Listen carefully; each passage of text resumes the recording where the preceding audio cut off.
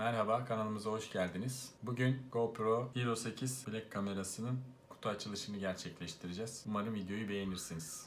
Gördüğünüz gibi kutu açılmamış.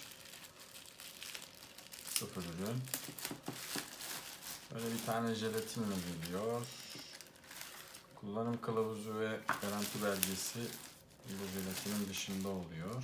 Şöyle poşetimizi kenara atalım. Evet. Kameramız bu şekilde.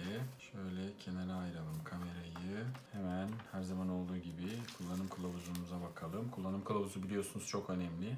Muhakkak okumanızı tavsiye ediyorum. Hero 8'i nasıl kullanacağınızla, kamerayı nasıl kuracağınız, kamerayı nasıl sıfırlayacağınız, kapağı nasıl çıkartacağınız, batarya bilgileri, müşteri desteği, teknik özellikler, işte nasıl video çekersiniz, nasıl fotoğraf çekersiniz, hızlandırılmış çekimi nasıl yaparsınız, protein özelliklerini nasıl kullanırsınız gibi böyle çok detaylı bir kullanım kılavuzu var. Onun haricinde en arka sayfada da bakıyoruz. Garanti belgesi var. Muhakkak kullanım kılavuzunu okuyunuz. Kullanım kılavuzu önemli. Kutumuz bu şekilde. İçinde neler varmış bakalım. Bir tane GoPro 8 Black varmış. Bunlarda artık housing yok. Hero 8 Black'te direkt bağlantı aparatı kameranın üzerinde. Bir tane kamera, çıkarılabilir batarya, bir tane tutucu, bir tane vida, bir tane yapışkanlı tutucu ve bağlantı kablosu ve şarj kablosundan bahsediyor. Yine diğer GoPro'larda olduğu gibi şarj adaptörü içinde gelmiyor. Bakalım, üretici firma GoPro'ymuş. İthalatçı firması da Marintek. Ürünün özelliklerine bakalım neler var. 12 milyon piksel kamerası var. 4K 60 kare çekim yapıyor. 1080p 240 kare çekim yapıyor. 8x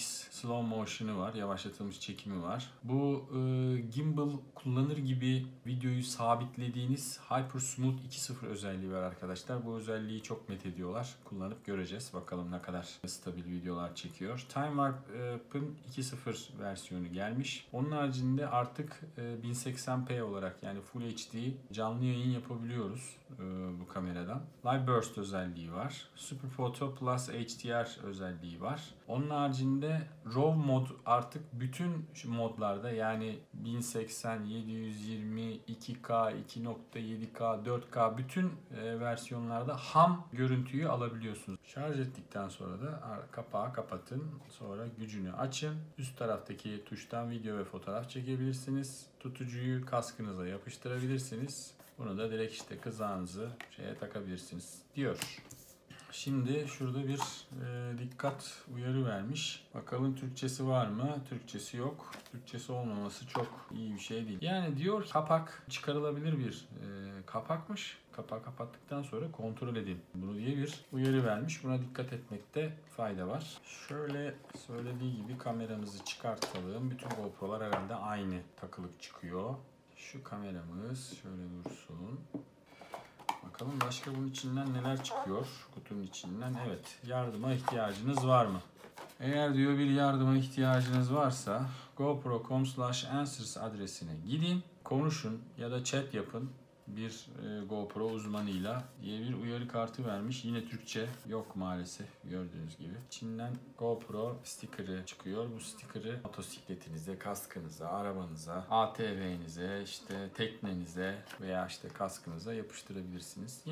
Yine aynı şekilde önemli ürün ve güvenlik açıklamaları isimli bir kitapçık koymuşlar içine. Türkçe var mıdır diye göz gezdirmek istiyorum. Bunda da Türkçe yok. Evet, bir tane pil. Yanlış hatırlamıyorsam araştırdığım kadarıyla Hero 5, 6, 7 ve 8 Black kameraların pilleri aynı. 1220 mAh. Hero 5, Hero 6, Hero 7 Black kameranız varsa ve Hero 8 Black'e geçtiyseniz ve yedek pilleriniz varsa onları atmayın ya da işte satmayın veya elden çıkartmayın. Hero 8 Black kameranızla kullanabilirsiniz. Bunda da yine aynı şekilde USB Tip-C, Type-C bir giriş var. Adaptör yok. Sadece şarj ve data kablosu. Bir tane oval yapışkanlı tutucu var. Ve gördüğünüz gibi başka da bir şey yok. Kutumuz bu kadar.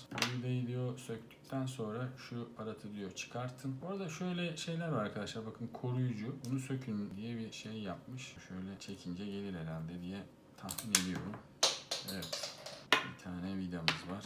Öyle tırnağınızı takıp açıp kapatabiliyorsunuz. Metal ya da metale benzer bir malzeme olabilir çünkü metal sesi geliyor içinden. Şuradan gördüğünüz gibi kendimize çekiyoruz.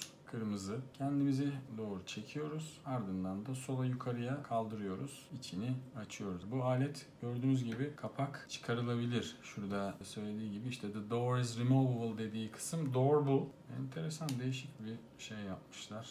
Buna bazı parçalar takılabiliyor. İşte flash takabiliyorsunuz. Harici kamera takabiliyorsunuz bu ürüne. Evet, burada bir mod tuşu var ve açma kapama tuşu var. Burada da fotoğraf veya video çekimine başlama tuşu. Ön tarafta bir durum ekranı var küçük. Bunun siyah beyaz olduğunu düşünüyorum. İçinde pil var mı bilmiyorum. Basalım bakalım açılacak mı kamera. Evet, kamera açıldı. Şöyle Hero 8 Black yazısı var ön tarafta. Şöyle biraz yaklaştırayım, daha rahat görürüm.